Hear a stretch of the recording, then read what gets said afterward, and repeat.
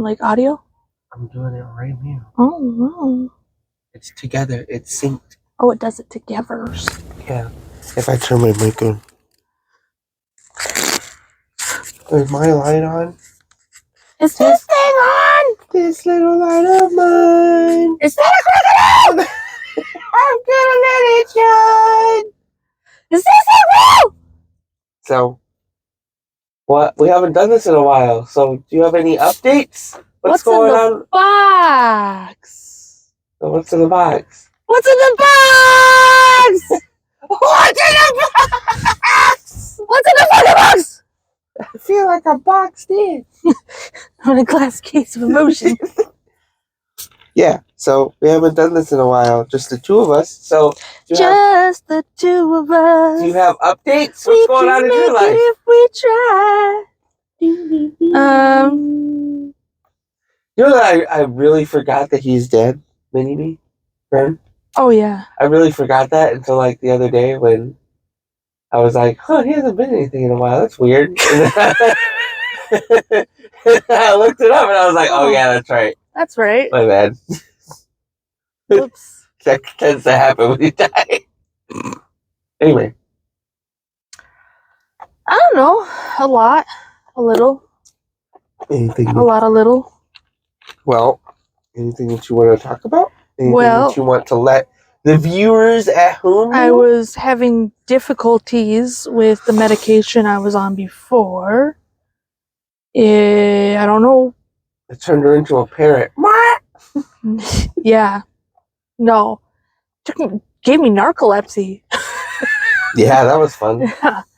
Not actually narcolepsy. We don't know it was close, what was happening. As close to it as possible. But, well, probably worse. I don't remember ever seeing a narcolepsy person fall asleep while walking.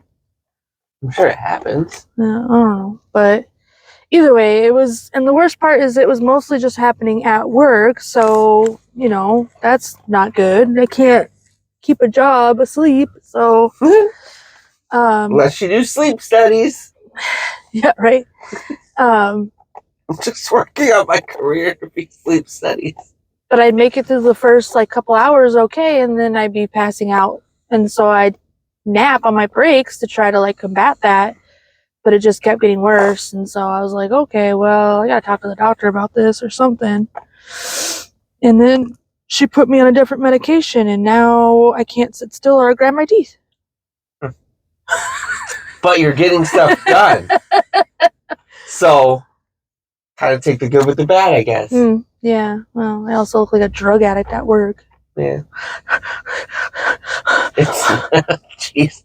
It's not that dramatic.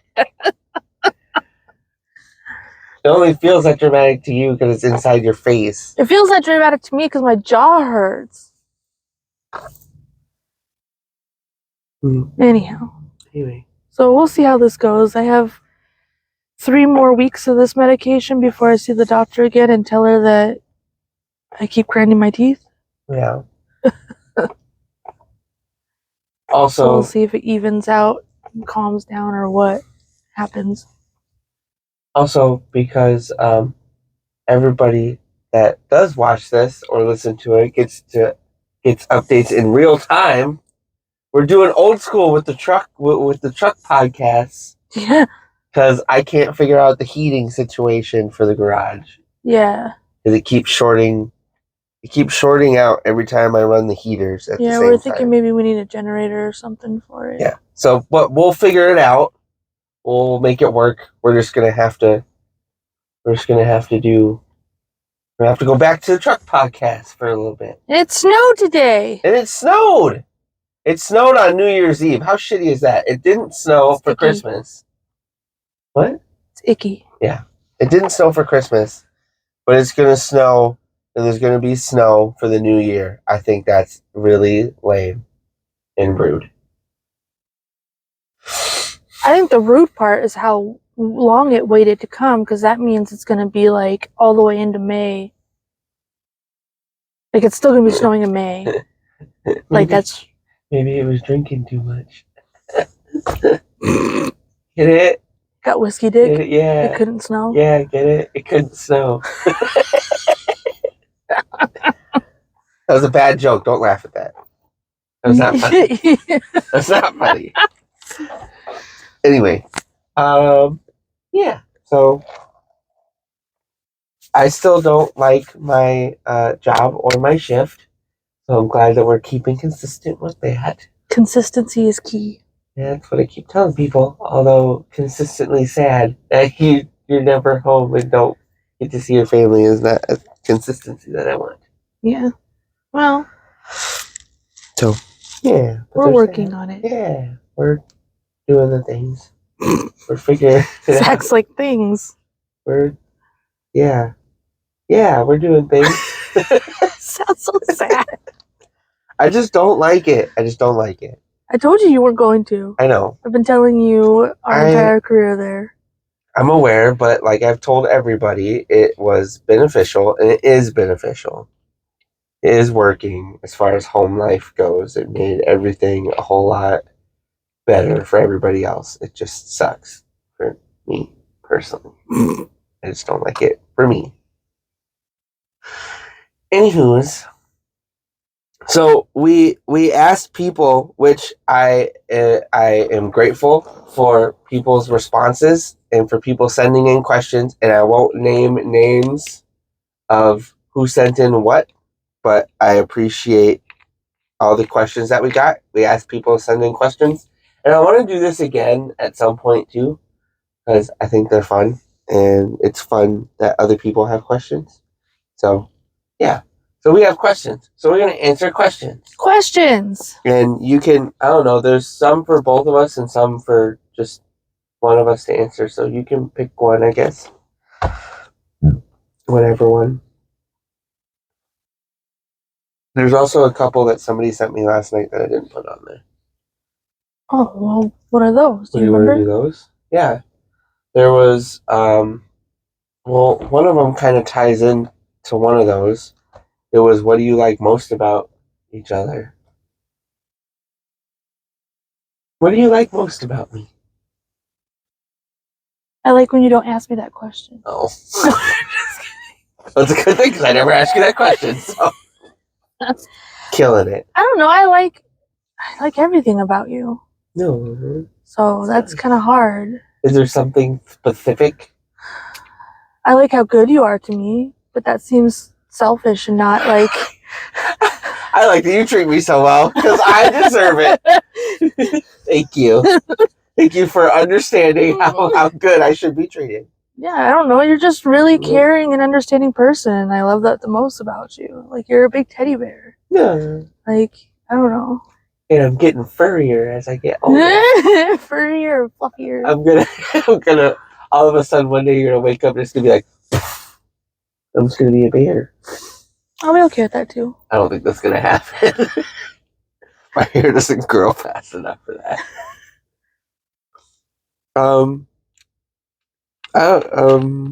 Yeah, it's not an easy question, is it? No, it is an easy question. I'm just trying to figure out how to word it. No, because it's pretty consistent. Been my answer of what I like most about you. I like how smart you are, and I like your sense of humor, which kind of goes together.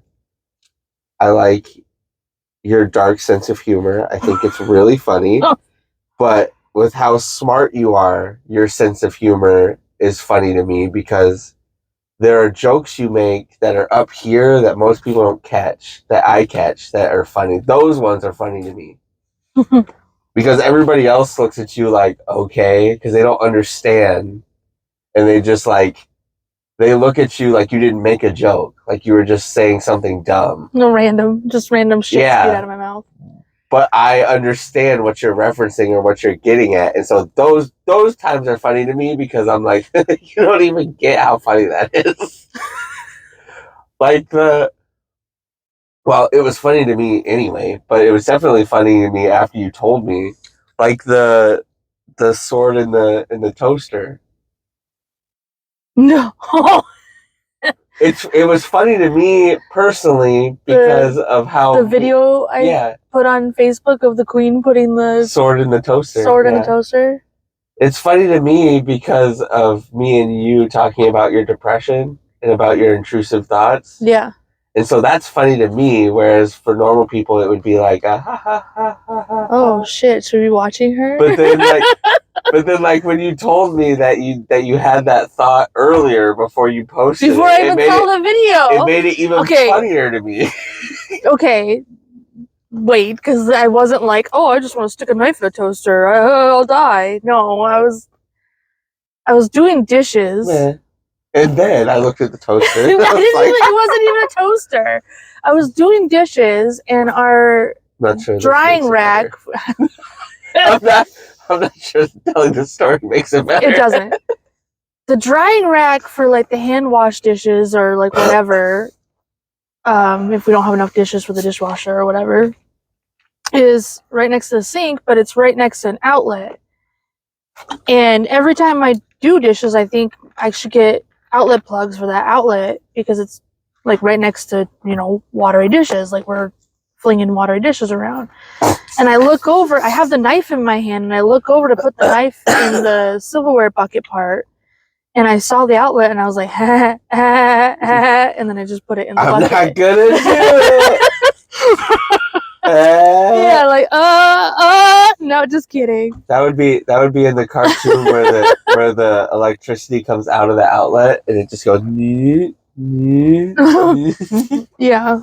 So it wasn't like, oh, I feel really bad, I want to kill myself, haha. It was like a, hee hee, this is funny, intrusive thought, like.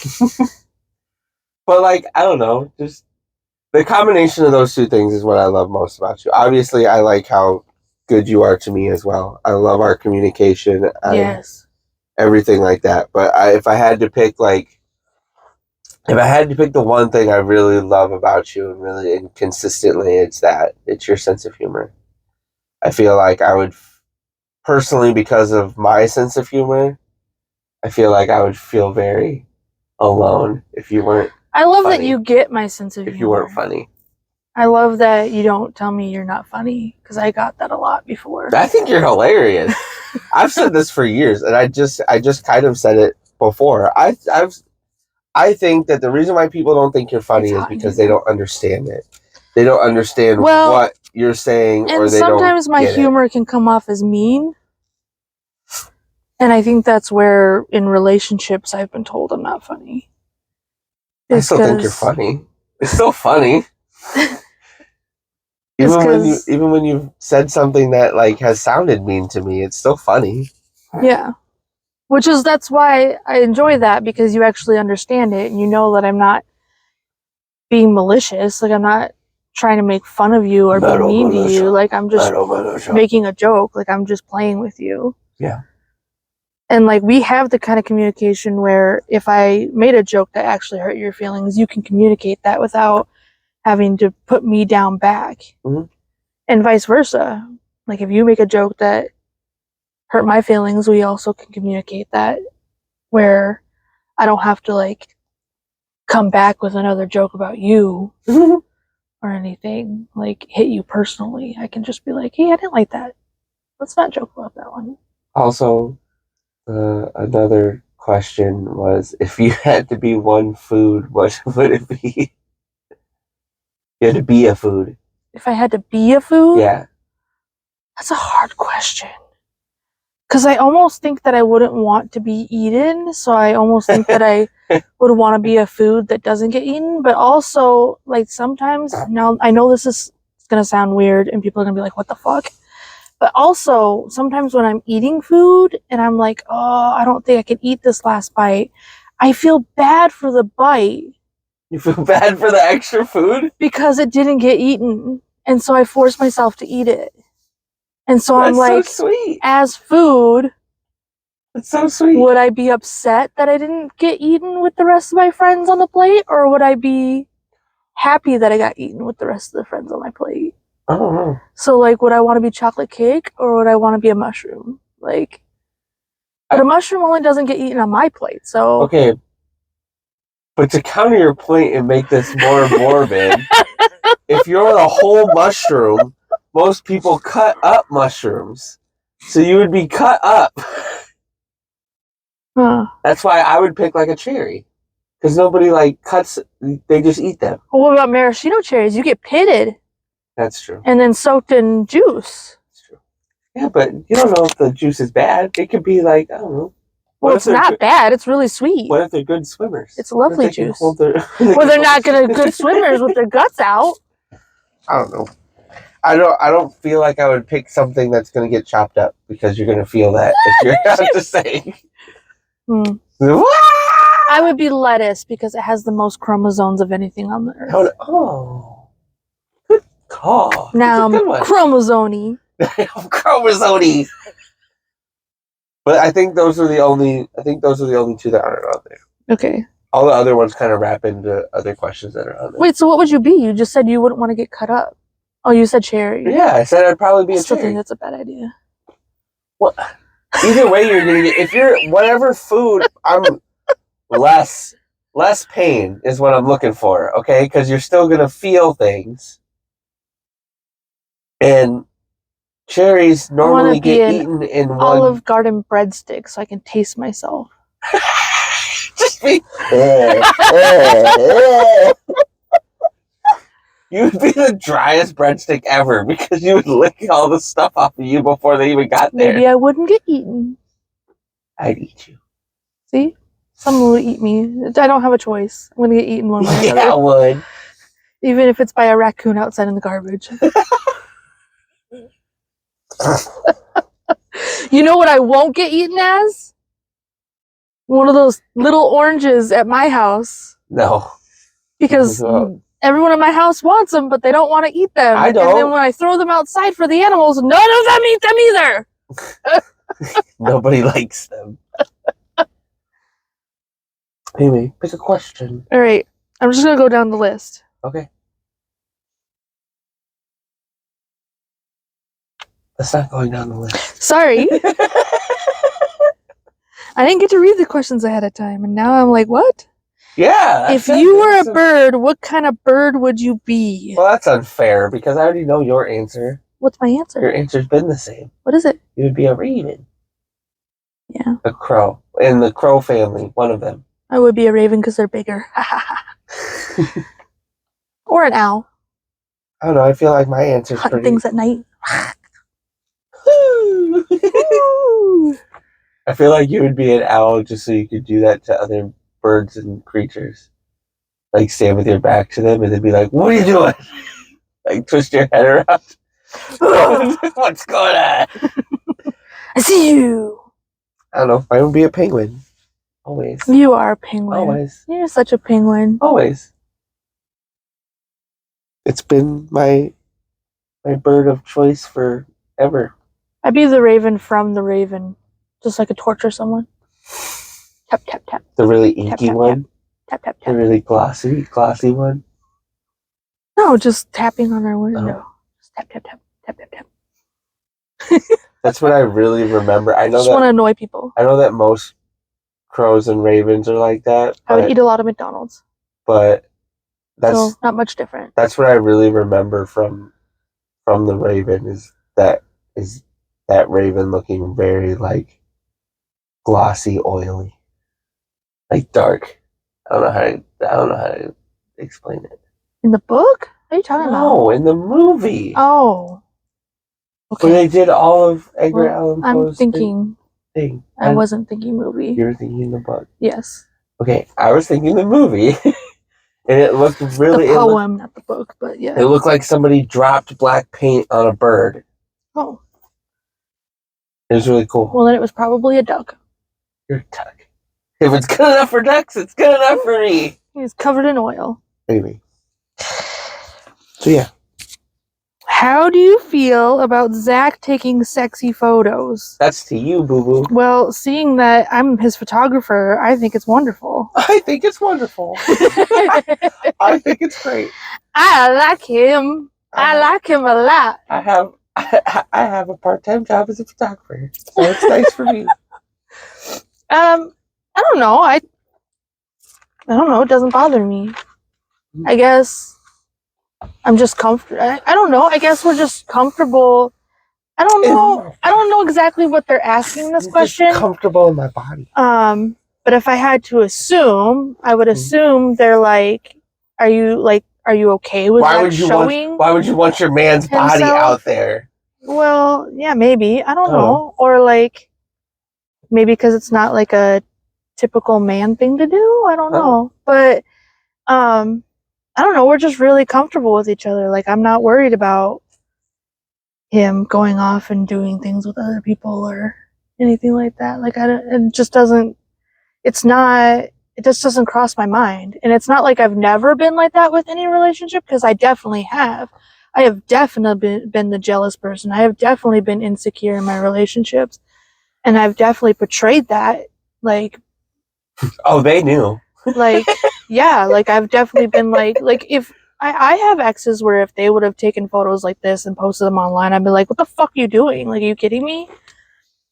I think it comes down to like the trust you have in that person. And I just didn't realize how much there was a lack of trust in the other people until I got with Zach and realized how much trust I have in him.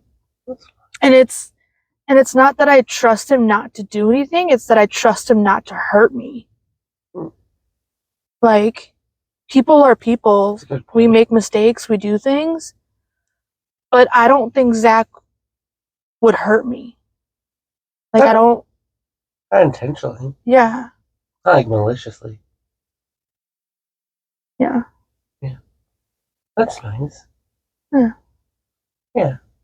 I like it. But anyways, the sexy photos, yeah, I don't know. I like them. I enjoy them. I think they're fun. And I think I support him in it. I support his ability to show his body, like, and be like, this is me. This is, who I am. I think it's very cool of him. It's fun. It's fun. It's a lot of fun for me. Yeah. And it's something that he enjoys doing. I do. That I can participate in and yeah, enjoy with him. Even if I'm not dressing up with him, like, I get to take the photos. I get to, help him stand in like correct positions or whatever. Or, he doesn't listen to me half the time, but I think I don't know. I enjoy it. I think it's fun. For both of us, I don't know, it's something I just really enjoy. I started doing it by myself, and I just really liked doing it. It was fun for me. Mm-hmm. And I really like that you like doing it with me. I think that's cool. Yeah. And that you actually like legitimately enjoy it and not like, sure, I'll do this. It's whatever. Yeah, I have fun taking pictures of you. I think it's fun. So I appreciate it for what it's worth. So I don't have to take them all the time. You don't have to set the camera up with the timer and be like, shit, I missed it. Shit, I missed it. It took so long. Oh, I was sitting in the wrong position. It took so long doing it by myself because I would. Because you can kind of set up the camera, but you don't really know how it's going to look, like with shadows and stuff, until like you see it. So then you gotta like set everything up, set the timer, wait for the picture, and then be like, oh man. And you're doing it on a timer by yourself too, so it's not like you have anybody to be like, hey, like shift your weight this way or like move your head this way or whatever. You literally have to run, get back in position, and then hope that you like have where you wanted to correct the last time in 10 seconds before it goes off. Mm-hmm. It was a hassle. Oh, I'm aware. It took forever. But, so yeah, I appreciate it. How do you feel about Cheryl's mental health? Like overall or like right now? I would say... I don't know why you're asking me. No, I was putting... I was like, I don't know. I didn't ask the question. Putting it out there because I was going to answer both. Overall, since I've been with Cheryl, I feel like her mental health has been very scattered, I would say. I feel like she spun a lot of plates for a lot of years. I feel like which your therapist had mentioned, which I thought was kind of funny. But that is therapist and therapy and husband confidentiality. I'm just kidding. Go ahead. I don't care. No, it's not anything that you told me privately. It's something I've said about you for a long time. I Yeah. feel like you didn't deal with a lot of your trauma. Actually dealt with it. You dealt with it enough for it to be in the back of your brain and not at the forefront. And you spun a lot of plates for a lot of years with the girls and with jobs and having to keep going and shit like that. That I feel like your mental health was kind of, well, I'll deal with it when it comes up. It was on the back burner. Yeah. Yeah. Instead of like making steps to help yourself out. In the last couple years, however, I feel like You okay? You need a hit on the chest. no, it's just Got like a it's burp or it's like something? right. It's like right. No, it's Bernie. It's like right here. It'll It's called go. heartburn. It'll go away. Anyway, but I feel like the last couple of years, you've figured out a lot of things about yourself as far as mental health goes, and you've been making a lot of personal decisions or strides to help those things, even before going to therapy and getting on drugs and stuff. Drugs. Yeah, I feel like you were still, I don't know, I feel like in the last couple of years, for both of us really, but especially for you specifically for the question, I feel like you've been making more introspective decisions of like, hey, I should do this different, or I should be on the lookout for when this comes up, or whatever. So I feel like your mental health now is like 10 times better than it was when we got together. Yeah. I also feel like it's getting better. Hmm. Even with, you seem a lot more, and I know I say this to you and I don't mean it like you were down and dreary and like a sad Eeyore. person all the time. You're just more outwardly happy. Hmm. You're less like, well, I say this to you when you were in depression. It's not that you're sad. It's not that you're like Eeyore. It's not like you're like rain cloudy all the time. It's just you're not very responsive. It's like, hey, we're gonna go to the trampoline park today. Okay, sounds cool. Even if you're excited about it, like even if like you are in a good mood, like your outward is just like was. Okay, but part of that It's just also like, okay, is that but like now it's I'm not allowed to get excited about things either. Like I've throw up. Yeah. Well, okay, yeah. So part of that also is because, I mean, I don't know, it might have changed. I'm a lot older now, I guess, but I've always gotten so excited about things that I've made myself sick. So as I've gotten older, I've learned to just like not get that excited about things. Like I'm like, That's cool.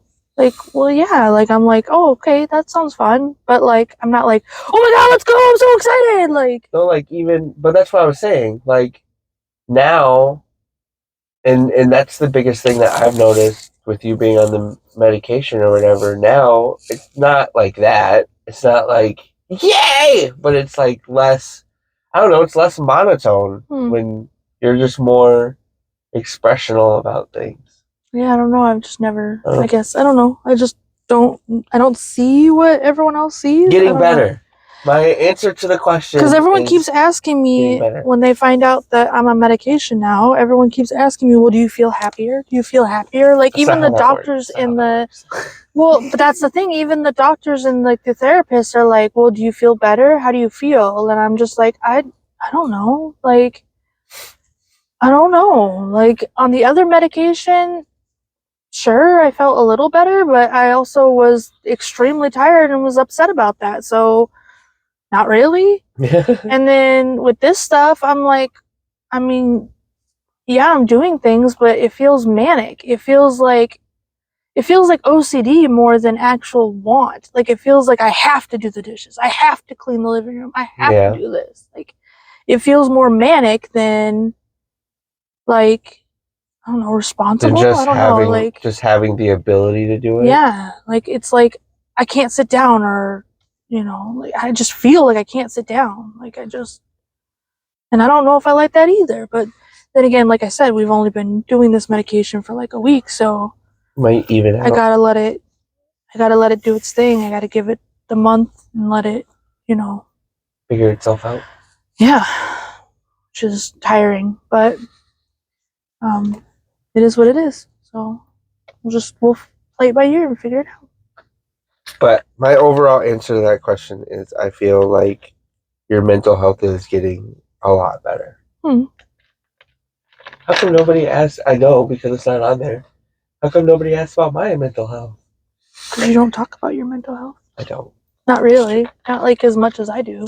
It's also one of the biggest problems that I have that I don't talk about mental health. Anyway. I don't know if this question is for me or you. I think it's more so for you, but it might be for me too. Was getting into a relationship with kids hard?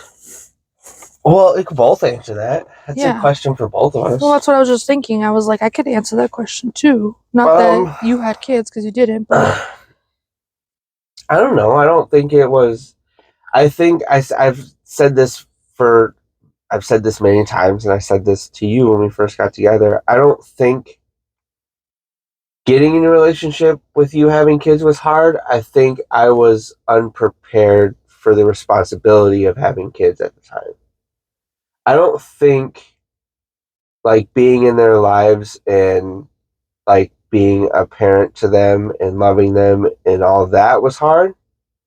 I think I had an idea of how parenting would be, and I wasn't prepared for the actual reality. I was, as much shit as I talk to people, I had the ideology of the part-time parent when we first got together. Yeah. Of those parents that only see their kids twice a week or twice a month. Yeah. And don't really have to do a whole lot. And then you realize I'm a full-time parent. Yeah. And then it was every day. It was dealing with things every day. It was attitudes. It was growing. It was, coloring on their shit and discipline and all of that. Good things, I don't think bad things, all of it. I don't think I was prepared for that at the time. But as far as like dynamic wise, I don't know. I've been doing this for a while now. I don't feel like it was that difficult as far as my place with them, I guess. I don't know. I don't feel like it was very difficult for the. I would have to ask them. I don't feel like it was very difficult for the girls that mesh. Well, I think they were so young when you first came around, and that they liked you so much right off the bat that it was kind of easy for them. But as far as my answer, yes, it's extremely hard to get in a relationship with children, and not because like men don't want to be with you, because that's not the case. Men don't fucking care. You have a vagina, they're like woohoo. Woohoo. But it's picking the correct man. It's finding someone who's gonna mesh well with your family. It's finding someone who's gonna, treat your kids as their own. The scariest part for me is finding someone who's not gonna abuse your children or do something to them when you're not there, or even if you are there, or someone who's gonna do something to you in front of your children or anything like that. Like, that's terrifying. Like, I don't want my kids to deal or go through any of that. I don't want them to see any of that. I don't want them, I don't know. It is extremely difficult to get in a relationship with children, especially how fast we fell for each other. Mm-hmm. That was the scariest part of the whole thing. And I told you from the beginning, these girls mean the fucking world to me. And that you do anything that even scares me a little bit, I'm fucking gone. Mm-hmm. But also in the same hand, I also told you, because these girls have seen people come and go out of their lives already so much at that age, that I was like, if you get close to my children and you act like their father or act like someone who's, loves them, just because me and you separate or me and you don't work out doesn't mean you get to leave them. Mm-hmm. If you're gonna act like you're a part of their lives, you are forever now a part of their lives. I don't fucking care how you feel about me. I don't care how you feel about the situation. Do not get close to my children unless you plan on being close to them for life. Mm-hmm. And that means also not hurting them, not, doing things wrong to them. And I don't know, you were very open and honest to that conversation, and you were very like accepting of that, and we were able to take it slow with the girls. We were able to take it slow with each other, and you allowed that. And that was, I know it wasn't really slow, but it wasn't as quick as we wanted. It was, but so, I just, yeah. It's always hard to get in a relationship when you have children. I don't know. But at least for me, not that it hasn't been hard, but I feel like the initial getting in a relationship, I don't feel was very hard for me personally. I feel like I don't know, like now it's not even a big deal. Like I've been with them for so long every day that it's not really a big deal now. But I don't know. I didn't really think like after me and you had that conversation, I didn't really think too hard about it. I was like, well, obviously you know the situation with Alice. Like the moment that happened, I was like, I'm gonna be here anyway. Mm-hmm. Like I'm gonna be with them anyway. I had already made that decision myself, and so by the time all that happened, I was just like, well, I don't know. It wasn't a huge decision for me. I guess it was just the lack of really knowing. I'd never been a parent before, and I had gotten to do that part-time parenting thing with my nephews. Mm-hmm. That I was like, oh, this isn't really that bad. I think that was the biggest part. I just think I was unprepared for Full-time parenting. yeah. But as far as like I don't know, changing my mindset and stuff like that, I don't know. That wasn't difficult for me. Yeah, I mean, you took everything with stride. Mm-hmm. And I didn't, not once in our relationship have I had to tell you that's not how parents act, or that's not. That is not how parents Well, like, act. you know what I mean, though. Like, I didn't have to tell you that. I'm using that. I'm gonna do that to Emma the next time that she yells That's not at how Alex. That is not how parents act. Like, I've never had to, like, I've never had to tell you that you can't do that around the kids. I've never had to tell you that, like, even as far as, like, drinking, you went through a little period where you were drinking a lot when I first met you. And, you weren't doing it when you moved in. You weren't, you never have. Like, and it never came to the point where, we've never gotten to the point with you drinking where I've had to be like, hey, like, can we not? You gotta, like, slow down. Like, we have kids who are watching us. We have, like, you just, I don't know, you've taken on the responsibility part really well. I don't know, you took it on a lot better than I did. To be fair, I was a lot younger when I had Emma, but still, like, I don't know. As far as as far as the drinking thing goes, I don't know. That's never really been a thing for me. Like I'm able to it's not I don't know how to explain that. It's not a need for me. It's a light switch that I can turn off and on. Like I like drinking. I like drinking a lot. I think it's a lot of fun. mm-hmm. But also like I have no problem. I mean, I've done it up until like this weekend. I have no problem going weeks, months without, and it's not even like a thing, really. It's not even like a thing. But also in the same regard, if I know, and I've said this to you more since Wyatt has been born, but it's been the same thing with the girls too. I have no problem being like, hey, I really want to drink tonight, but also I'm home and the kids are home, so I'm not gonna like excessive. I'm not gonna like, drink I'm not that gonna get much. drunk. Like, If something happens, I'm still have the ability to deal with it and react to it. Yeah. I don't know. It's never been a struggle for me, I guess.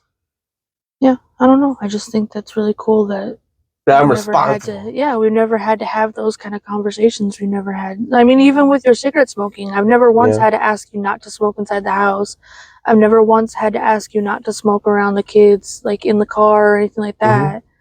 Like you just don't. You just never have. Mhm. Like you just don't do it. I don't know. And I'm grateful for that. I'm grateful that we haven't had to have those conversations because those are not. Because I really Well, those don't are not want fun to. conversations. It makes the other person feel like they, Attacked. Yeah, but at the same time, as a parent, They it is need- my job to yeah. be like, hey, don't fucking do that around my children. Like, it's my job to keep them safe. It's my job to make sure that they're getting what they need out of life. And, I've had to have those conversations with Other people. people who are blood related to my kids. Yeah. So, Well, I appreciate and still don't listen. But it's kind of nice to have someone who Does is it on the same page. without having a Who's conversation. just naturally on the same page. And it's like, it's a relief. It's a relief to have that. We're like twinsies.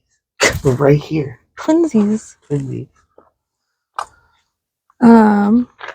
Just to let you know, if we do get through all of these, it'll probably be like really surprising because there's a lot of them on there. Okay. What is your karaoke song? What is my karaoke song? I don't know. My karaoke song changes. It's changed. It's changed many times. It was "Night Moves" by Bob Seger. I fucking love that song. That used to be it, and then there was, for a while, it was "If I Could Find It." Most karaoke places don't have it available, but for a long time it was "Hangman Jury" by Aerosmith. Now I don't know. I'd probably pick a country song. I feel like that would be a lot easier for me to Closer sing. to what you can do. Yeah. I don't know. But yeah, it'd probably be a country song of some kind.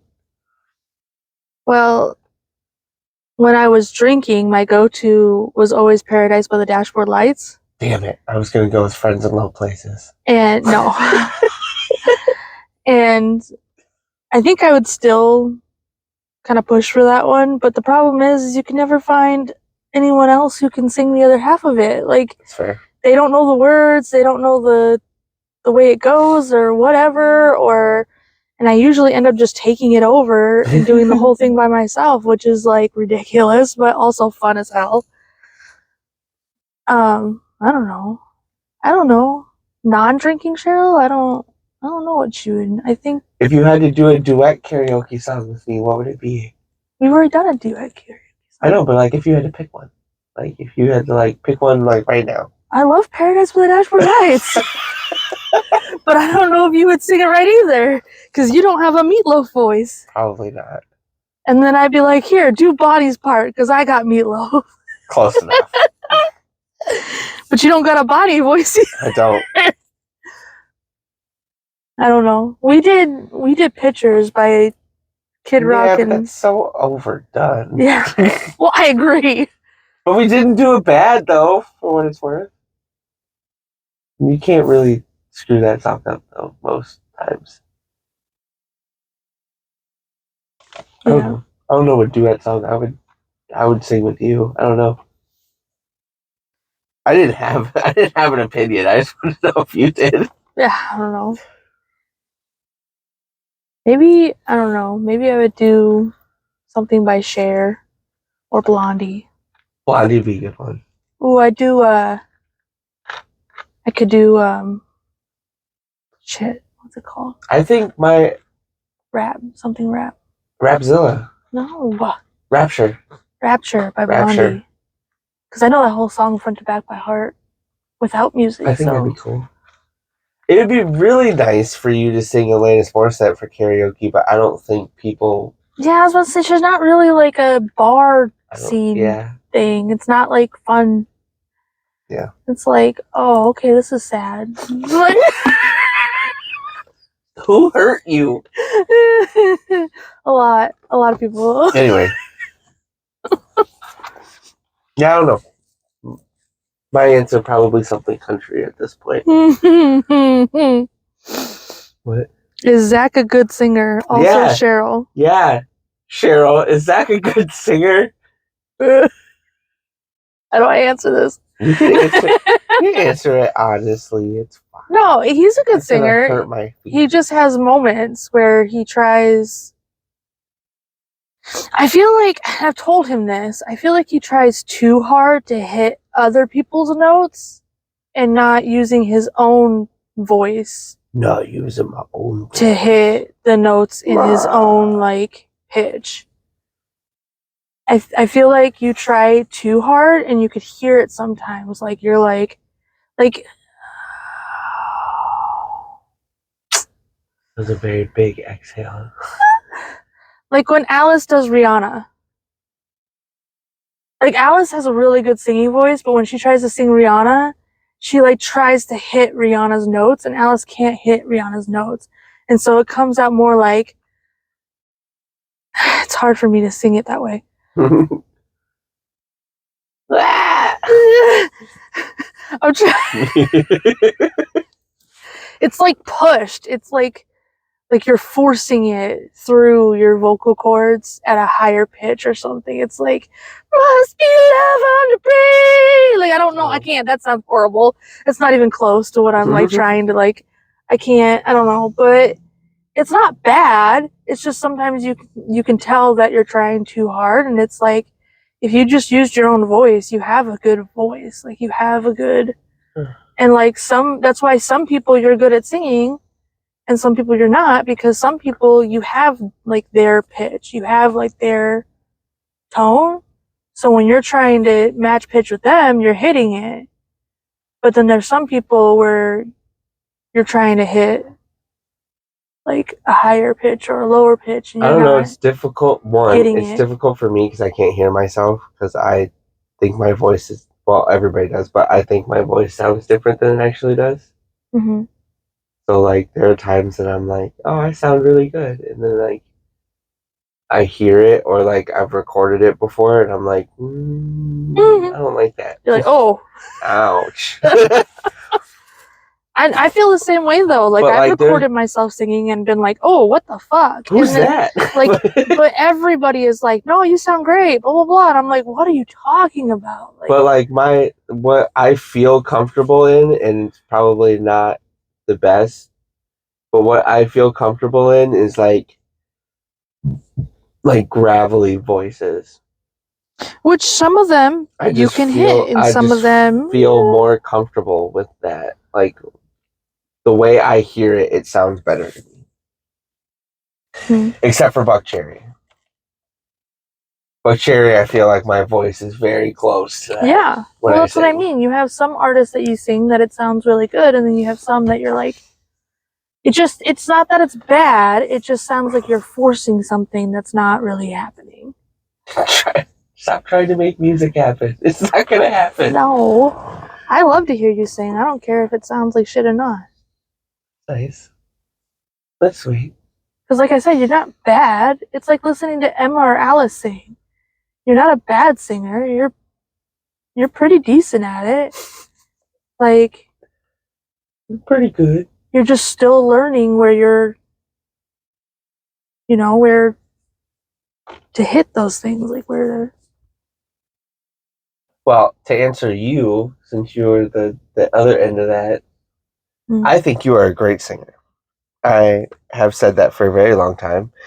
I think that you are very good, 10 times better than you think you are. Mm-hmm.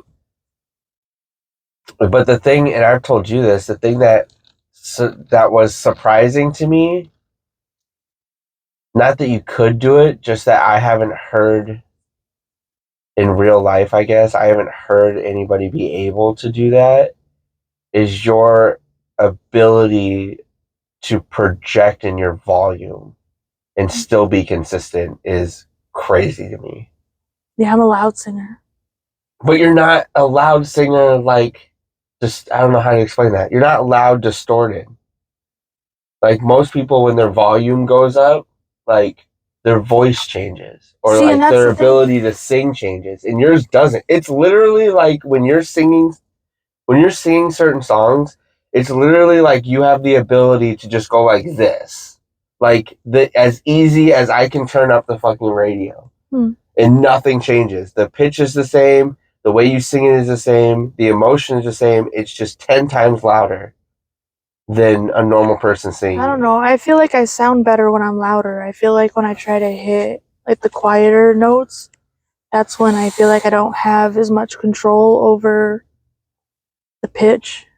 But I also feel like that's why the people who do tell you that you are a great singer, I feel like that's part of why they do is because of that. Because your ability to not only your ability to feel what you're saying has always like hit me. I love that about you singing. Because it doesn't matter if you're singing Alanis Morissette or Jack Harlow. Like your ability to feel. I like the way the chains Your ability down. to no, like your ability to like feel it is like I don't know. It's just crazy to me. But I do really like that song right now, though. as far as your singing goes, I feel like that's a big part of it. Is that your emotions that come with it aren't muddled. You can feel it. It's more. I don't know. It's more ringing in your ear. Well, I like to sing songs that I feel more. I don't think it's as fun if you don't. I don't think it's as fun to sing if you don't have some sort of emotion behind the song. I've known a lot of people that have good voices, but yours is still my favorite. I feel like you're biased. I'm not biased. I'm not biased because I know a lot of people who are good singers. I'm friends with a lot of them. And I still think yours is my favorite. Moving on. Fine. We'll move on. Here goes. What? Has it been hard to talk about religions or spirituality? Spirituality. Spiritual. Was that a word you were trying to say?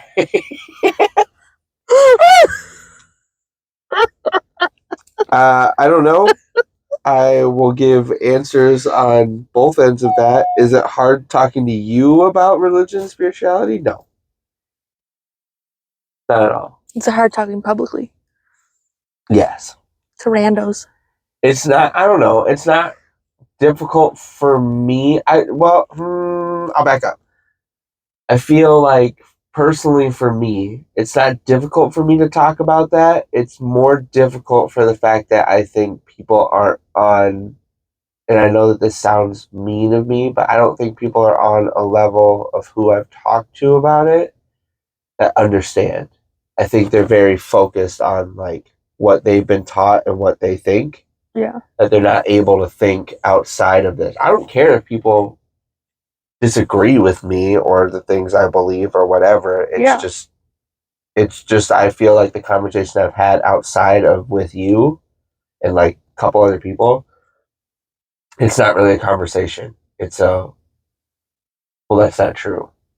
Or, well, I don't believe that. Which is fine. But like that's my problem with talking about But religion. with you, no. It's never been That's always been my biggest problem with talking about religion is I don't know how to word this without making it sound like a lefty. I don't want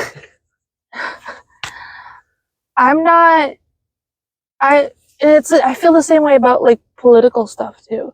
I don't like talking about it because I don't want to push my agenda on you. Mhm. And I do feel kind of passionate about some of these things. And so sometimes that can come off kind of like pushy. And so the last thing I want to do is make anyone else feel uncomfortable in a conversation with me. I don't want, because or like you're pushing that like their opinions are dumb. Well, because one of my beliefs is that everyone is to be loved. Hmm. And so I don't want someone to feel unloved by what I believe in. Because there's a lot of preconceived notions about a lot of different religions. And I don't want someone, and I know that's kind of a two-way street because also there's preconceived notions about certain people and their lifestyles. But I don't want them to have that preconceived notion of, oh, well, this is what you believe in religiously, so you're not going to like me, or you're going to hate me, or you're going to think I should change my life. Yeah, we're not going to be able or to. we're not going to be able to be friends because, you know, you're going to think that my lifestyle is whatever. And that's not who I am, and that's not who I am religiously. Mhm. I believe that everyone should be loved. I believe that everyone is loved, and that it doesn't matter what your lifestyle is, or what your religion is, or what your background is, or what your Ethnicity. Got it. is. You are a person. You're a human being. You're just as loved as anyone else. And I don't feel like that's my place to make someone feel uncomfortable or unaccepted in that situation. And therefore, I just don't like to bring up or talk about religion. If someone else brings up religion in an accepting way, in like a, well, this is what I believe in, what do you believe in kind of way, I'll like touch the water with it. Mhm. But as soon as that person starts pushing back, well, no, that's not how it is, that's the end of the conversation for me. Because it's like, okay, now you're just pushing your agenda on me. And that's not the kind of conversation that I'm willing to have. Because I'm not going to push mine back. Mhm. I'm going to say, okay, well, that's nice you believe that, and I'm going to walk away from the conversation. I'm glad you believe in something. Like, you know what I mean? Mhm. And like, it's not like I don't have conversations with people. I do. I open up about things. I'm very careful I about, talk to people. I'm very careful about who I'm talking to and what kind of agenda they have and what, you know, and there's people from other backgrounds that have asked me about religion or anything like that. And I've talked to them about it in an open manner in which I can talk about it without making them uncomfortable, and they can talk about why they do or don't believe in that without making me uncomfortable. Mhm. And those are great conversations, but no, I don't like talking about religion. I don't like bringing it up in conversation. I don't know. I don't really. I guess the thing that bothers most people who are the same religion as me Mhm. is they've been taught by the church that it's our job to teach others. To talk about it as much as possible. And I guess that's the one part of it that I don't follow. But I also don't go to church, so I'm not a very good Christian. I think for what it's worth, Jesus didn't go to church very often either. And he sat with whores. He was too busy walking around. Anyway, I think as far as you, it's not, I don't know. I think as far as us talking about stuff like that, it's not very difficult. At least I think so. Yeah, I have no problem talking to you about it. And it's not even because we believe in the same thing. It's just because you're so like accepting of hearing what anyone else has to say. And you're not trying to push any agenda on me either. Like, we're not trying to push our beliefs or agenda on each other. We're just communicating. We're just accepting each other for who we are. Yeah, go us. Like, I have an atheist daughter and I accept her for who she is. I accept her beliefs. I understand where she comes from. I was just going to say that. I also get her points. I understand where she comes from and I get it. And I'm like, okay, well. Yep. So no. Answer's no. Answer's no? It's not hard? No, answer's no. It's not hard for us, but you just don't do it. It's hard for me. Yeah, it's hard for you. How do you guys... I have no clue. How do you guys keep... Thanks for answering before you ask the question. Sorry.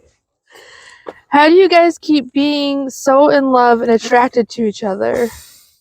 Because look at me. I'm just kidding. Yeah, right? Look at him. I don't know. I don't know. That's weird. I don't know. I kind of said that to you a couple weeks ago. I don't know. Yeah, I don't know. We just do it. I just love you. Like, I don't know. It's not... I don't know. We don't... I mean, I think a lot of it, one, is our communication. You answer Like, for us. I'm going to. because I think this is a huge thing. I think one thing, and I don't know how to help the people who are in relationships where they don't have this or didn't start with this. I don't know how to help you with this. I don't know what I can say or do to help you move out of whatever hole you think you're in. So that's not what I'm trying to do here. I'm not trying to tell you like, oh, you just have to leave that person and go find someone more Be like this. better. Or Just be like, better. obviously there's people out there who can help you with that, and there's people who are like educationally trained to help you with that. And that would be my best solution for anyone who's looking for that kind of answer. But as far as like me and him, we just started off with amazing communication. Like right off the bat, we showed our true colors. Mm-hmm. We came into this relationship knowing that we've been in an 8-year relationship. Like he was an 8-year relationship where he had to pretend he was someone he wasn't. I was in an 8-year relationship with someone who pretended they were someone they weren't. And I was like, we both just agreed that we were going to go into this relationship being honest and open, and this is who I am. If you don't like it, then there's the fucking door. Like, Mhm. But also like we wanted to have that open communication. We wanted to be able to tell each other whatever was happening. We wanted to tell each other, hey, I don't like the way you said that. And we wanted to find ways to do it in a healthy way, because we had both been in such toxic relationships before. We didn't want to have to go through that again. Mm-hmm. And I think, honestly, I think that's a lot of why we still love and care for each other, is because we still talk to each other that way. We've never had anything that we have resentment over. Mm-hmm. Like, it's not like something happened in our relationship and we still kind of hold that resentment. We haven't had anything like that, really. We've had little like tiffs, little fights here and there, but we've always been so good at like talking through those things and like communicating with each other and letting each other know like, hey, for future reference, let's try to work on it this way instead. Or if even that doesn't work, we're like, okay, well, these two things didn't work, so let's work this way instead. Mm-hmm.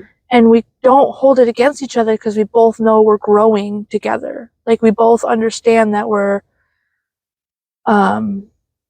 both learning how to like do this together and be a team. Long term. Yeah. And not just like, well, we did good on that one argument, so yeah. And I feel like a lot of that is the reason why we care so much for each other, is because we've put so much of our own trust and emotion into each other that we're just like, yeah, this is it. Like, I don't know. It's not, I'm making it sound like it's forced, but it's not. It's just, I don't know. it's I would, at least for me, I would say, not to be cheesy, but I don't know, it's not really a thought to love you. It's not really a thought to, it's just there to do things for you, or to check in on you, or to like grab your butt or whatever. Like, you know what I mean? Like, well, and we're also very those aware of things. each other's love languages, and we also try to be aware of making sure that we feel that. I think that's a big part of it, and I would say that goes both ways. It also too. helps that our love languages are kind of No, I was gonna say I feel like that close goes to each other's, but both ways. That it's not just a constant. There's thought of the other person. It's not just a constant like. We're very unselfish in our relationship. For what it's worth, I grab your butt a lot, but there are times that like I'm like, oh, I haven't I haven't just sat with her for a little bit. Yeah. Like, I bet, and I don't know. Like I said, I don't know if that goes both ways. It does.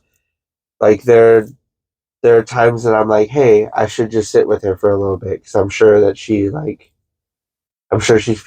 starting to feel some kind of way, if she doesn't already, about the fact that I haven't just sat with her for like a couple weeks or whatever.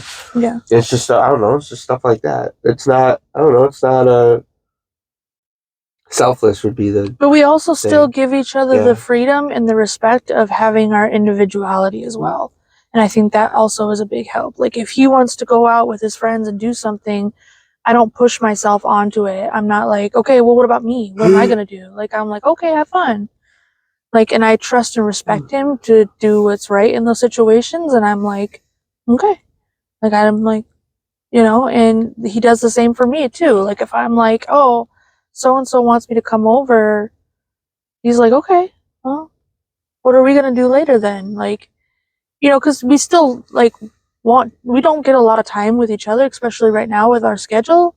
So we still want that time together. So like, it's not like he's saying it as in like, well, oh, okay, you're gonna go hang out with this person, so what do I get? It's more like, okay, but are we gonna do something sometime this week, or should I find another outlet to like?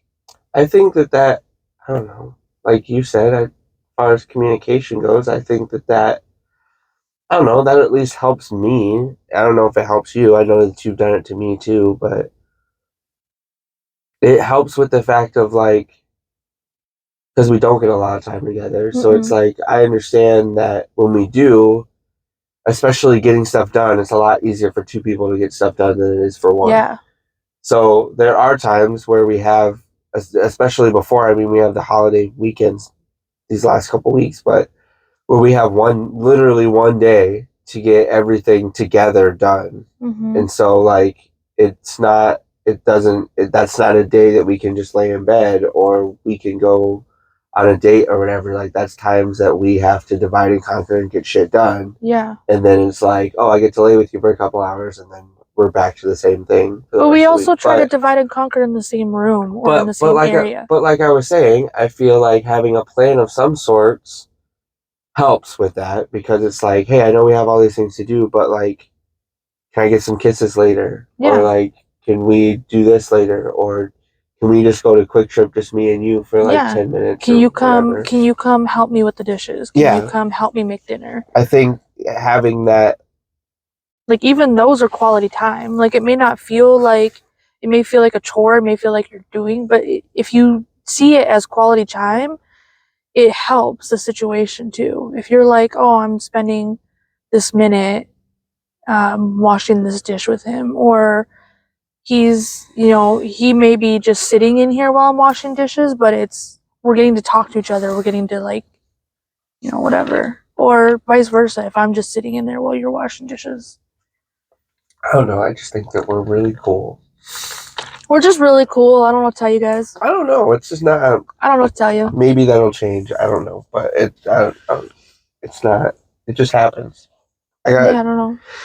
I got no advice other than to put in the effort. That's it. That's all I got. Got put in that work. Yeah.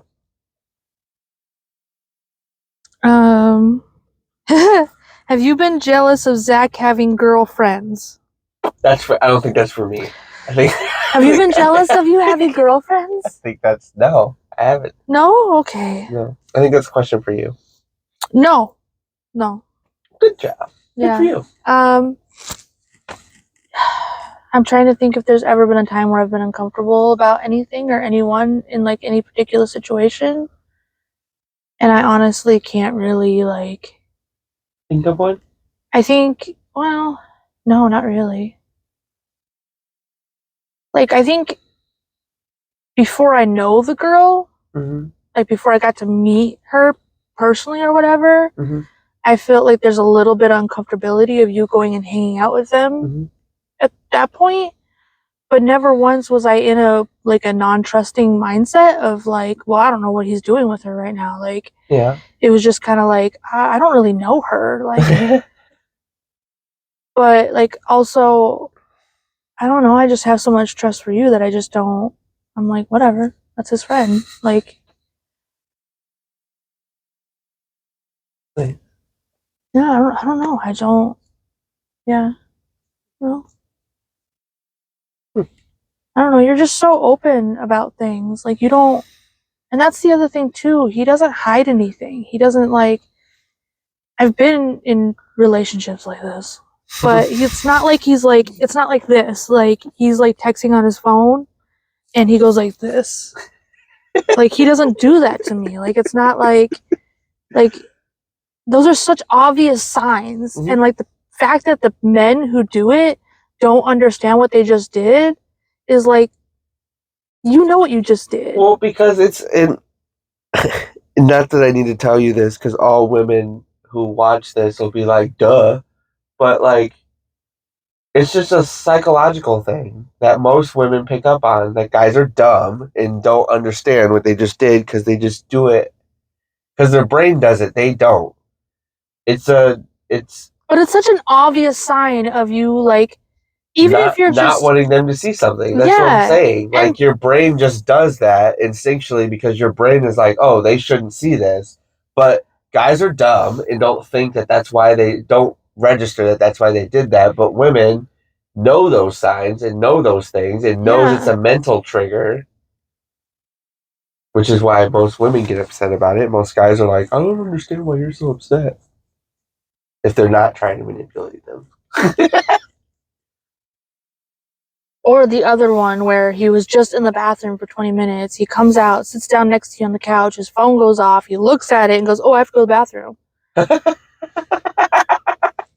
Are you kidding me right now? Like, you obviously don't have to go to the bathroom. Like, it's pretty fucking clear. Like, and then they wonder why we, like, try to snoop through their shit. Well, what the fuck are you hiding? What are you doing? Like, or bitch at them about them being on their phone or talking to whoever. And it's like, well, why are you being so fucking suspicious? Don't be suspicious. Yeah, like, come on, what the fuck? And, like, I don't know, that's just one thing I don't have to worry about with you. Like, you don't do those things. You don't act that way. Like, if you're trying to hide something from me because it's like a surprise or there's a present coming or something like that, like, you do it at work or you do it Which I'm also when I'm asleep or you do it. Very good at hiding things from you. Well, I'm also very. I've dealt with a lot for men, so I'm also very observant, even when I'm not trying to be. Yeah. Like, I've never purposely been observant with you. It's just part of my personality now because of having to be so hyper observant for so long that, like, I just can tell when something's happening. But, like, you're pretty good at it, though. Like, you've surprised me with things. You've surprised me with presents and stuff, and I've been like, oh, wow. Wow. Like, yeah, I have. But that's the thing. You don't come to me with, like, it's not like other situations where you come home the day after payday and be like, oh, I have $0. What the fuck you mean you have $0? Mm-hmm. Like, how? You literally just got paid yesterday. We haven't even paid rent. How do you have $0 fucking dollars? Well, I did get you this. Yeah, and it's like, well, you couldn't have been a little smarter about that? Like, you don't think I'm gonna get fucking pissed off about $0 in your bank account? When we have, like, we have diapers to buy and rent to pay for and a fucking car payment? Like, no, okay, that's okay. I'm the bad guy now because I ruined the surprise. But you were just trying to do something nice. It's like the commercial. You know what it reminds me of? It's like that commercial. Well, it wasn't a commercial. It was a skit on SNL. It was the Kia commercial where he's like, "I got you a present," and he hands her the present, and she opens it up, and it's car keys, and she's like, "What the fuck did you do?" And then they go outside, and he's like, "See, I bought a new car." And she's like, "Why the fuck would you do this?" And she's like complaining, like yelling and screaming at him about how they don't have any money and that blah blah blah and whatever. And the neighbor is like, "Did you seriously just borrow this much money for me to buy a fucking car?" And I'm like, yeah, that's the kind of relationships I've been in. Like, what the fuck are you thinking right now? What possibly went through your head that made you think that I wanted this item over our rent being paid and our kids being fed? Like, what the fuck? I don't know. I went off the rails a little bit on that one. Sorry. I'm a little passionate. Sorry. Passionate. That's the trigger word. I'm not angry. I'm just passionate. Yeah, I'm not jealous. I'm just passionate. Sorry. No, the thing is that Zach is pretty cool. Good at not having suspicious qualities because I am a naturally jealous person. I am, well, at least I used to think so. I don't know now because I'm not. Maybe it's just maybe it has to do with just I think, the more I grow up, the more I'm realizing that a lot of those toxic behaviors Were are not learned so behaviors? much something that's in you, but yeah, it's more of like a situational behavior. Like a cannibal isn't a like the Donner Party, Mhm. right? They weren't cannibals because they just had it in them to be cannibals. They were cannibals because it was a situational thing. Mhm. They were forced into it to survive. And I think when you're in survival mode, that's kind of what just happens. You do things that are out of your character, or you are a certain way that's out of your character because Based on the situation. it's situational. Mhm. You are a product of your You know environment. what sucks about that, though? I know me and you have talked about that. It goes both ways. But what sucks about that is, yes, it's a learned behavior, but it's also the hardest thing to fix. Like, you know what I mean? Like being a very jealous person, if you're not a jealous person, is a very hard thing to break once you get out of that situation. Yeah. And Because you I feel always like think that situation. everyone I is feel like gonna do the situational. same thing. Well, yeah, and not just that, but even like toxic behavior or like toxic relationship behavior that is learned in relationships. Yeah. They're the hardest thing to get out of after you're out of that situation. I feel. Well, that's Personally. part of the traumatic response I know, that's what I'm saying. of things. I just think it sucks. Oh yeah, for sure, because it's something you have to unlearn. Yeah.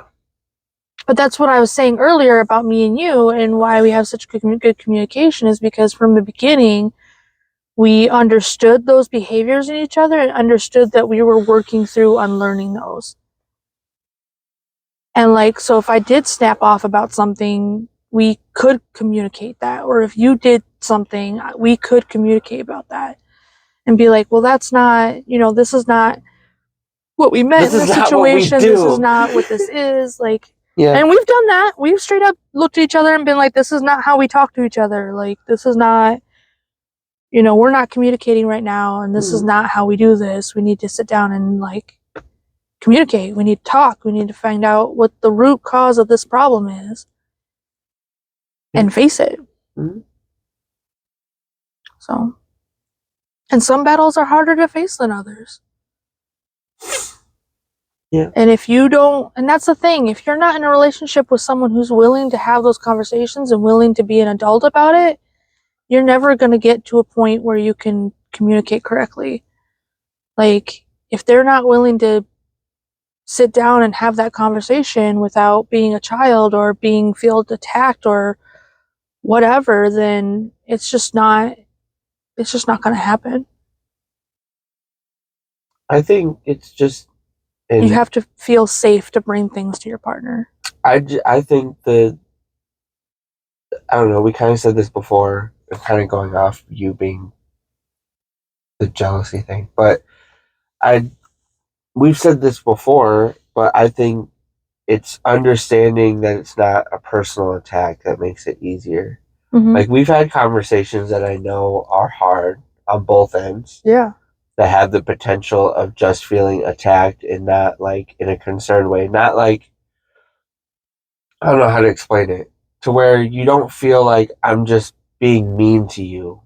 That you're like, oh, okay, he really feels like this is an issue for him and for us. Yeah. Not just I need to correct something, but like it's not something. Well, we never treat each other like it's something that the other person has to fix about themselves.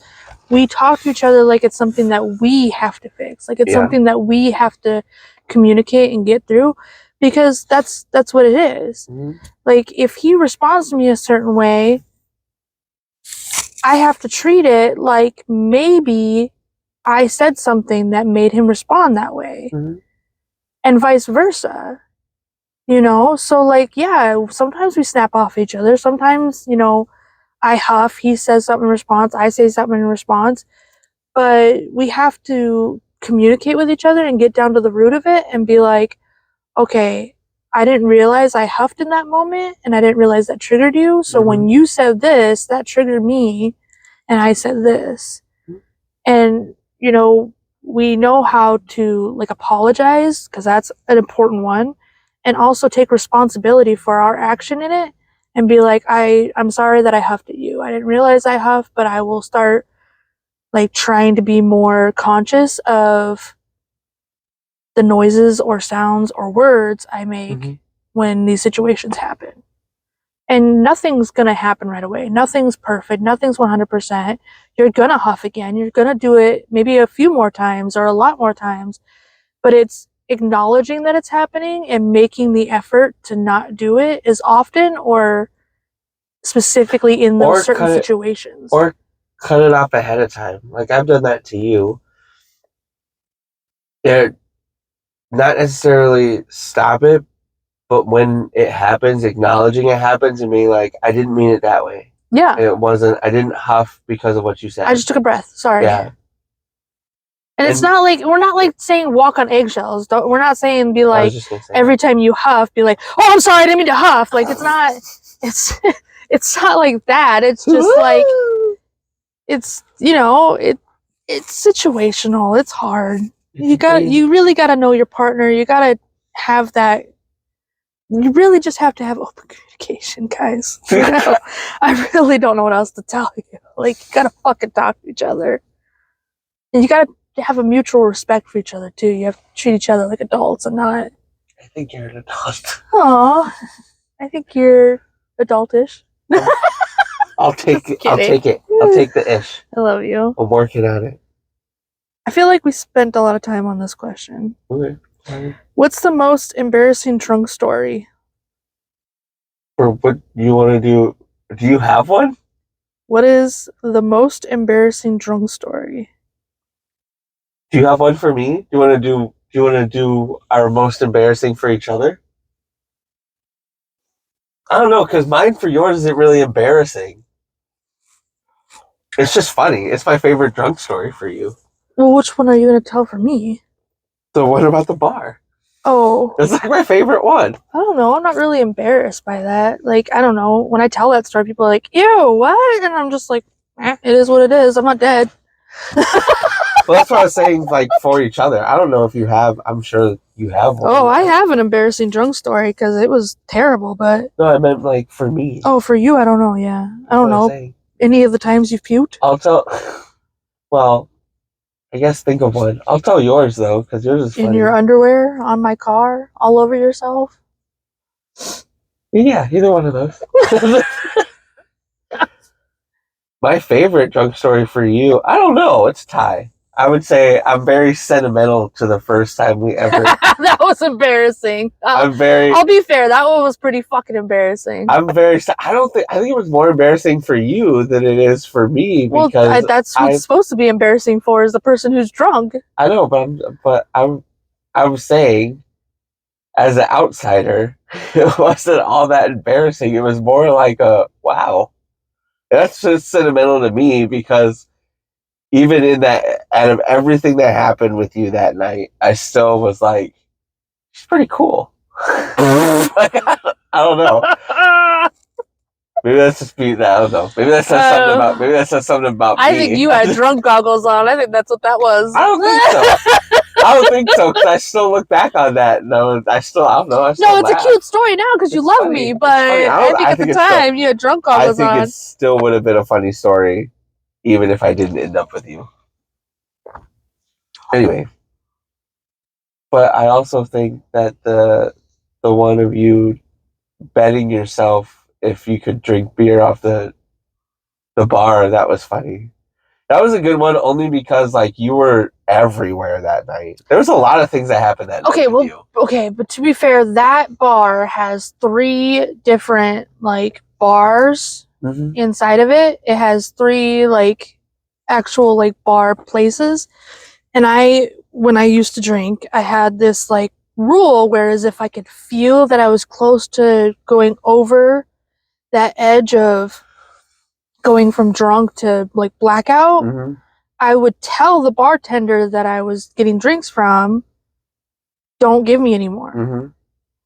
And sometimes that worked, and sometimes that didn't, because I would just start stealing drinks from other people. When you have 3 bars available. But when you have 3 bars available and you're on that edge and you cross that edge just based off of what's in your blood and in your body.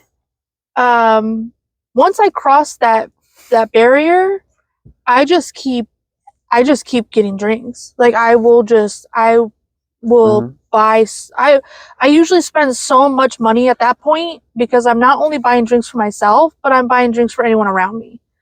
Like it could be 3 strangers Just to next to me keep on the bar, just to keep the fun going. and Just I'll so be like, they want shots too, whatever they want. Like, Mhm. and it's ridiculous. Like, and I'm aware this is happening. Like, I am still not blackout. I am still aware.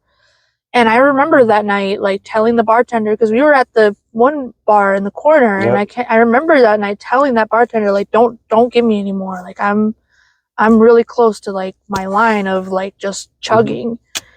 And he was like, oh, okay. And then I was like, I have to go to the bathroom. And I went downstairs. And when I went downstairs, I got a drink from that bartender because I was like, I didn't tell this one yet. And I was already like, I sat down and got up. So the blood was like, woo.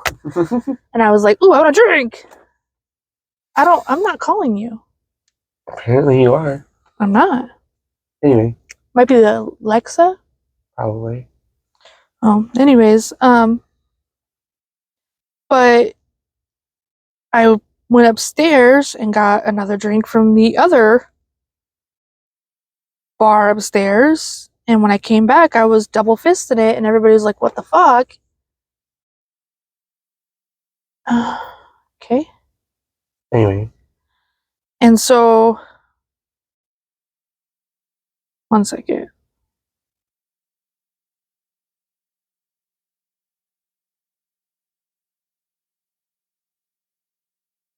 Anyway. But why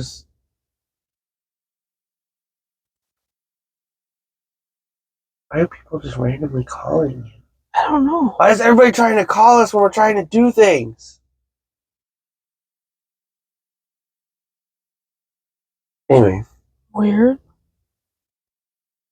I think that I don't know. I know that we've told this story before, and I stand by this, but I thought that night was so funny because everybody was so concerned about you except for me and Jamie. Well, because even when I'm blackout, I'm pretty good at handling myself. I did that. I told you that when we first got together. I was like, and it used to, a lot of people used to say stuff to me and you about it, is that I wouldn't hold your hand, so to speak. Well, I do crazy shit, but I don't hurt myself. I don't hurt other people. I don't, like, But I'm not. especially at that point, like you always came back to me in some form or another. So I didn't really worry about it. And especially that night, like everybody was concerned about it because you did that. I kept fluttering off. Well, especially after that moment, because everybody was at the bar when you did that. Yeah. When you were like, I bet you I can drink beer off the. Well, yeah, but okay, so that's what happened. I came back double fisting, and everybody's like, whoa, what the fuck? And so they're like drinking my drinks for me, and I'm like, hey, what the fuck? Yeah. And then, yeah, I'm like, hey. And then so I got to the point which I usually get to where I just start stealing drinks from other people. Like they have their back turned, and I'm just like, whoop, Yeah. or whatever. And this guy we were there with, I'm not going to name names, but this guy that we were there with, it was his birthday, and I swear, and it's probably just drunk brain or whatever, but I swear he was holding this beer for an hour. No. And it was still like full. He literally just got it. Well, sucks for him. Just saying. And he was just kind of like resting it on the bar. He wasn't like really holding it. He was just kind of like I don't know. Just he was talking with his hand on it. Yeah. Yeah. And I was like, I bet you I could drink that whole beer off the bar. And he was like, what? And I poured the beer on the bar and then slurped it all off. And he was like, yep, you sure did. It was a lot quicker than that story just happened. He didn't even respond by the time she did that. Well, she got to I bet you I can before people turned around and noticed what she was doing, and by then it was already on the bar. It is what it is. That's my favorite one. I thought that was really funny because after that you left and you went to the bathroom and I was sitting with Jamie and everybody else was like, "Where'd Cheryl go? Where'd Cheryl go? What the fuck? Blah blah blah. Yeah. Why don't you go find her?" And I was sitting at the bar next to Jamie, and I remember looking at the person whose birthday it was. I remember looking at him and being like, "No, I'm not gonna go get her. She'll be back in a little bit." She'll be here. We'll be all right. And Jamie being like, "Yeah, she's a boomerang. She'll come back." She's a boomerang. Anyway, that's my favorite for you. I don't know if I have a favorite for myself. Mm. I think the one at Stadium View where I threw up all over is funny just for the circumstances. Yeah, that one was interesting to say the least. That one was funny. I tell that story and I tell the whole view because it just makes the whole thing funny. The fact that we just got out of COVID is what made that whole story funny. That they just started opening up bars to the point where like we didn't have to really wear masks. Him and a friend of ours decided to bet each other on chugging glasses of pure liquor. Like again, I was drinking pure liquor. Noon. Yeah, well, this wasn't even okay. What? Anyways, it wasn't even that long into us drinking. You guys were just fucking like chugging pints. Yeah, but they didn't get there. They didn't get there until 6, and I was there since noon. Mm. Anyways, they did like what 2, 3 of these? No, it was only 2. It was the one. I tell this story. It was 2 because it was the one because my brain said if I do one, he's not going to want to do another one because it's a lot of fucking alcohol. And then he did. Him being who he is, I was like, okay, what's your shot? Which I know I've told this story before, but my shot was this much of pure Jack, just to like one of the cups, like one of the little cups that they have of pure Jack. That was my shot. And I was like, okay, so what's your shot? And he's like, another one.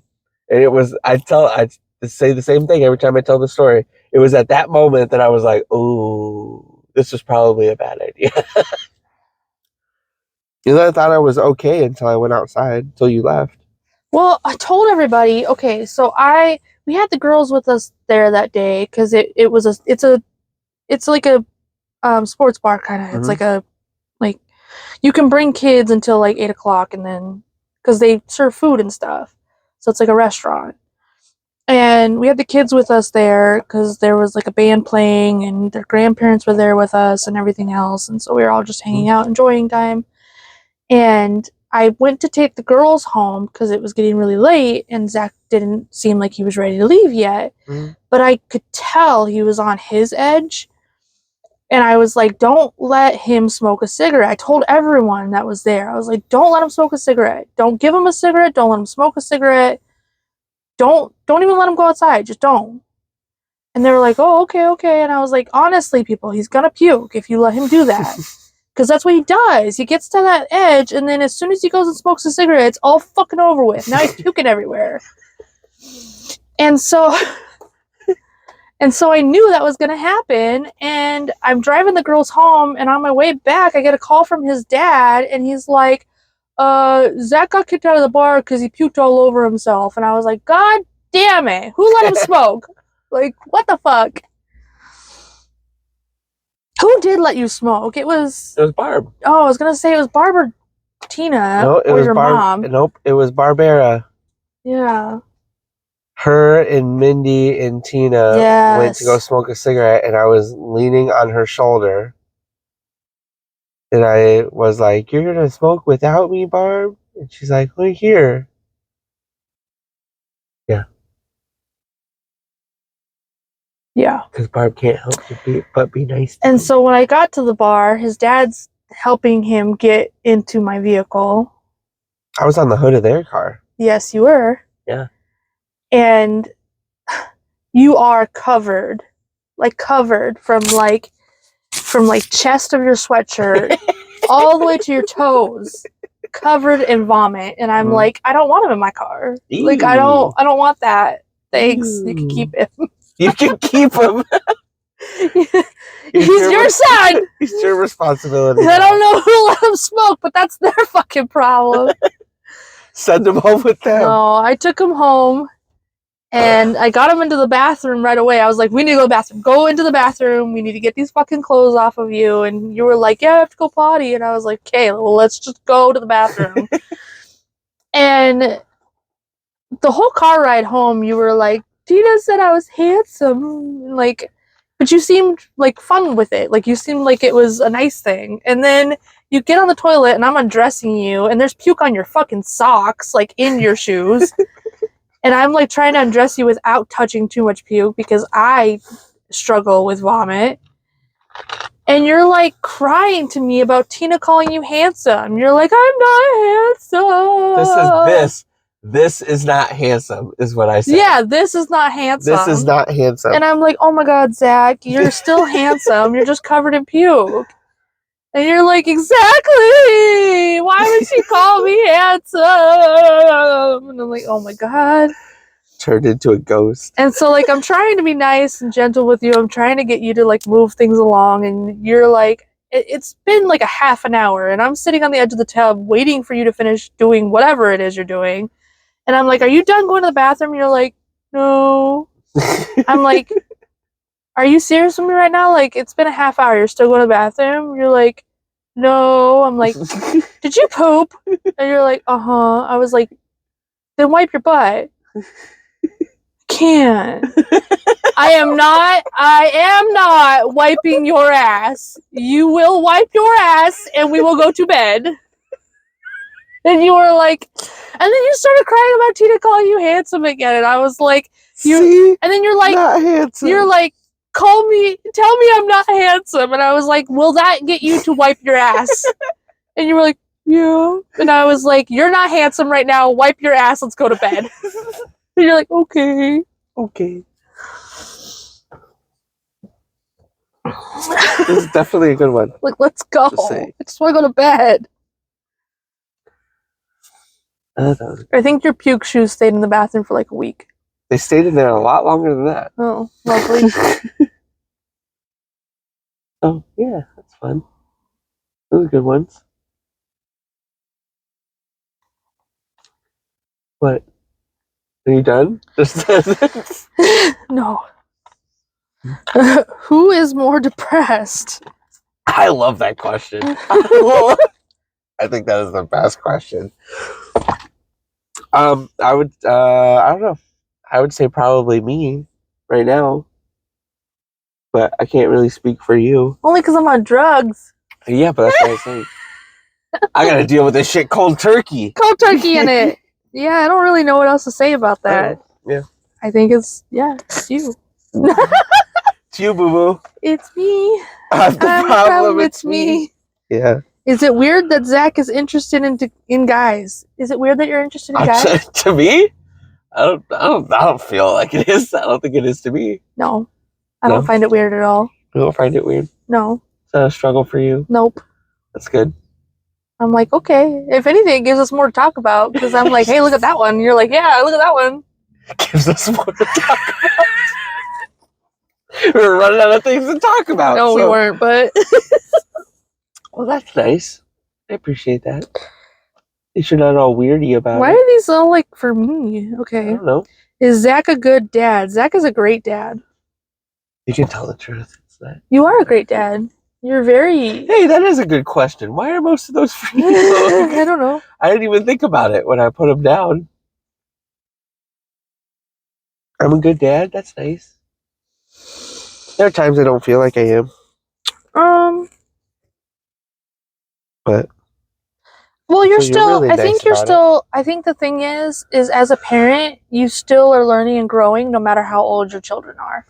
Like, Yeah. it doesn't matter how old your children get, you're still learning and growing from experiences and from things you've seen and, like, behaviors you're getting out of your children based off of what you're doing.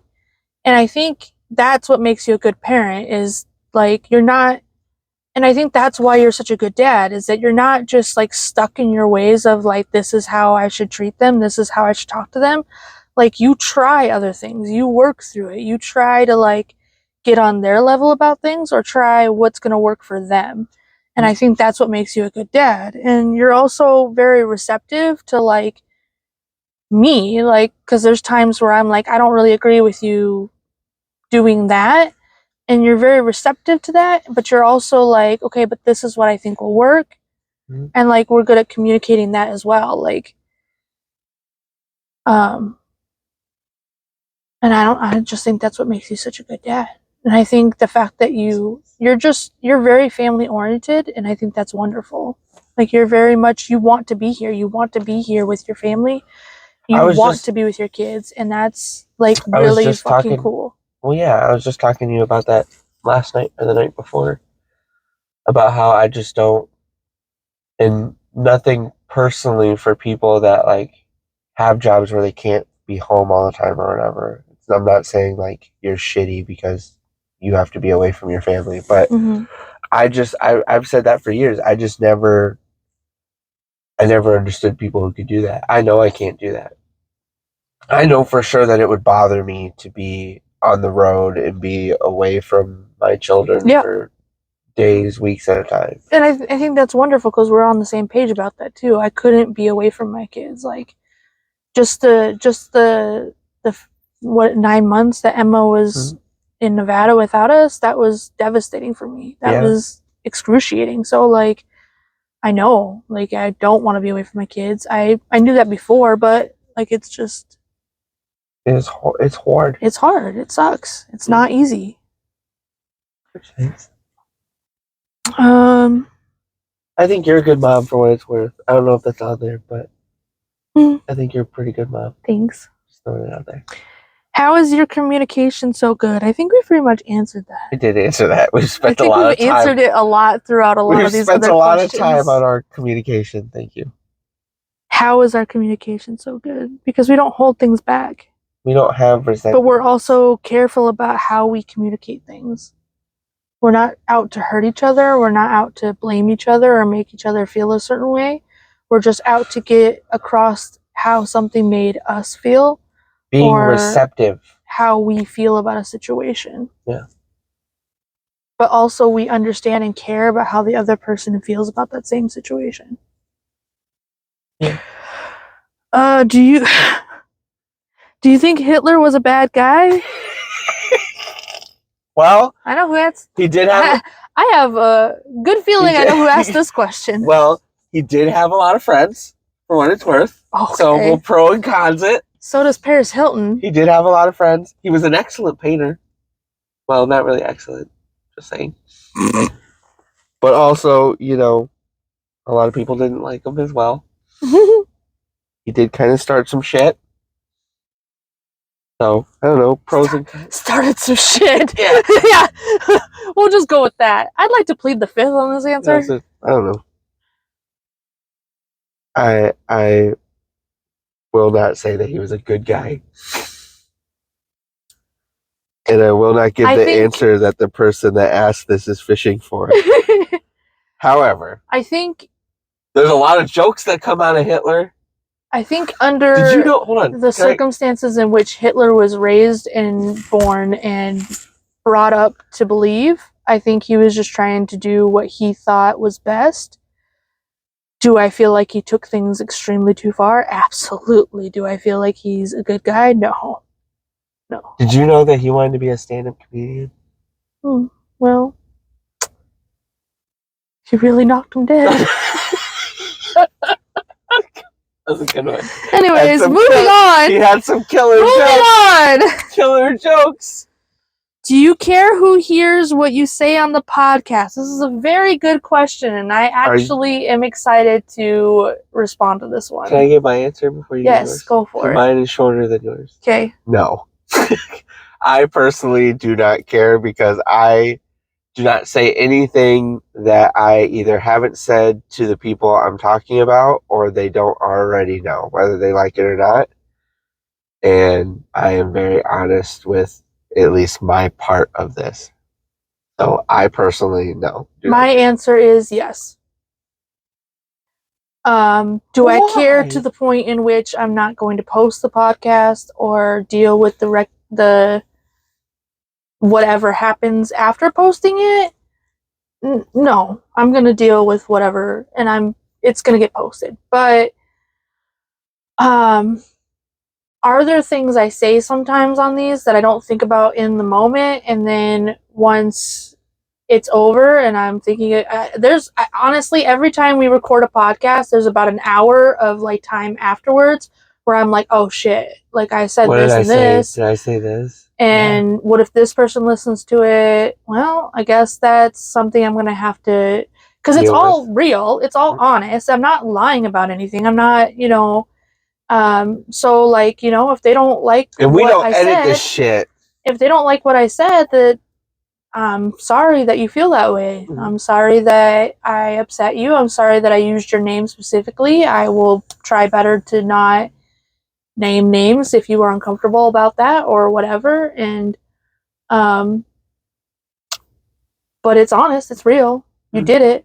You did the thing. Or, but also I want people to understand on here though, because like I have had some conversations with some people that I'm like, yeah, I should probably let that be known a little more. And I have in some of these, but I feel like I need to reiterate again, especially when it comes to like my mom.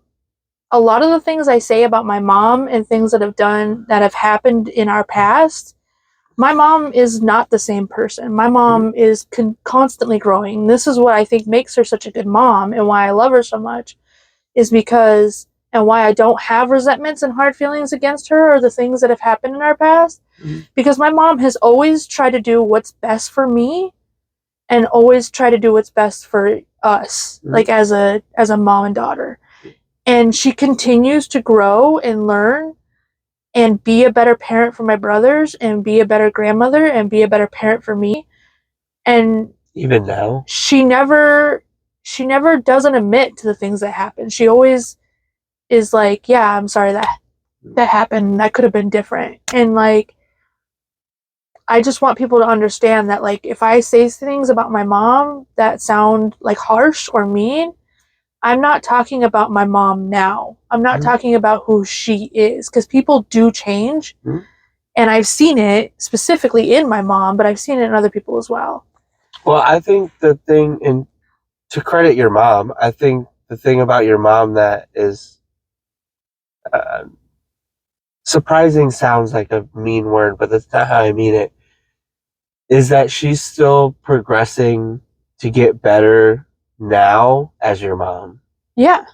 Like in your relationship now. Like it's not like you're 30 some years old, so the relationship we have is the relationship that we have. Like she's still progressing to make your guys' relationship better now. I think that's cool because most parents don't. Yeah. For the most part, most parents don't. And that goes for a lot of the people I talk about on here too. Is that like, not all of them are still that way. Not all of them are still like, this is when I'm talking about the past. I'm talking about people that aren't necessarily who they are anymore. And maybe I need to reiterate that a lot more when I'm talking about it, or maybe I just need to start focusing on not using names and stuff. But it's kind of hard when you're talking about like your family's past history, because it's not like I can be like, well, my mom, like you all know who my mom is. Like it's not like, no, the other one. No, the other one. I don't have, you know what I mean? Like I don't. It's so it's. And I'm very grateful that my mom is understanding about this, and she also good at communicating about how she feels about certain things that were said and stuff. But yeah, because there are times. I mean, even my parents have done it too. There are times that your mom has been like, "Hey, I don't really appreciate how this was said." Well, it's not necessarily. She hasn't really said that necessarily, but it's more like I have grown a lot. I'm not the same, and I'm like, yeah, I know, Mom. That's not what I meant by it. And she's like, okay, well, I'm just checking. But I mean, like, she's at least like had that communication with you to be like, to not. I don't know how this is gonna sound. Yeah, I'm not just getting cut off by people. To not being, well, no, to not being like, you need to take it down right now. Yeah. But like to call you and be like, hey. But I'm sure, there's people that I know don't listen to this podcast, and I'm sure if they did, they'd be like, what the fuck? my ex-husband being one of them. And I don't know how much I've talked about I try really hard not to talk about my dad in general, because there's a lot that comes with that I'm not ready to confront. Mm-hmm. And so that's the reason why I don't talk about my dad a lot, is because if it were to get to him, I would have to confront it, and I'm not ready for that personally. So there are things that I am careful about saying, or careful about who I'm talking about, and there are things that I just know that that person isn't going to fucking listen to it, and if So they it doesn't matter. or if someone tells them about it, then I'll confront it then, and it'll be something I have to worry about then. And I have no problem confronting it, because it's not a lie, it's the truth, it happened. So I agree. How many more do we have? your mom. 1, 2, 3, 4, 5, 6. 6 more. Well, do you want to cut this off right now and then continue with a part 2 for the rest of them? Sure. Okay. So stay tuned for part 2. Thank you for the questions.